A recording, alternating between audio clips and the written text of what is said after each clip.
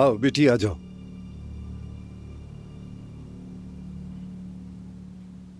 सोहा कैसे हो? आप तो बड़े हो गए।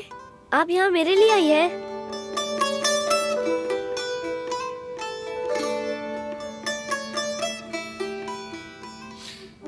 बेटा सोहा आपा अब कुछ दिन हमारे घर में हमारे साथ ही रहेंगी। हाँ, अगर हम इसे मना सके तो शायद ज्यादा दिन भी रह जाएं। जानान, बेटी मुलाजिमों को कहो कि सोहा के लिए अच्छा सा कमरा तैयार करें।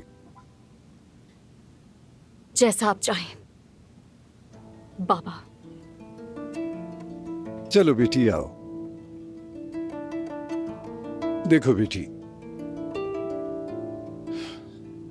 उसकी बातों पर ज्यादा ध्यान ना दो। ये तुम्हारा भी घर है, मजे से रहो यहाँ।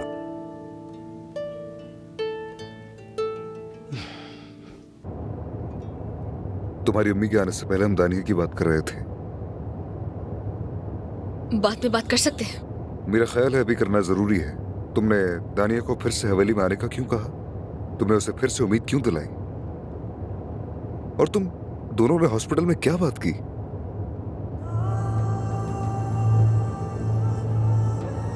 उससे माफी मांगी और कहा कि मैं बहुत शर्मिंदा हूं। वो क्यों? क्योंकि उसकी कोई गलती नहीं थी और ना ही कुछ जानती थी वो। तो तुमने सिर्फ माफी मांगी? और भी कुछ है।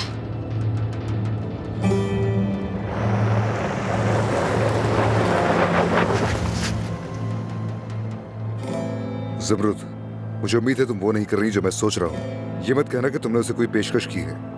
अदनान, शायद तुम्हारी दादी सही कह रही थी। क्या तुम वाकई में ऐसा सोचती हो ज़मरुद? दानिया को जिंदगी से जुड़े रहने की कोई वजह चाहिए थी। समझ क्यों नहीं रही? तुम उसे ये वजह नहीं दे रही हो, बल्कि तुम उससे लड़ने की वजह दे रही हो ज़मरुद।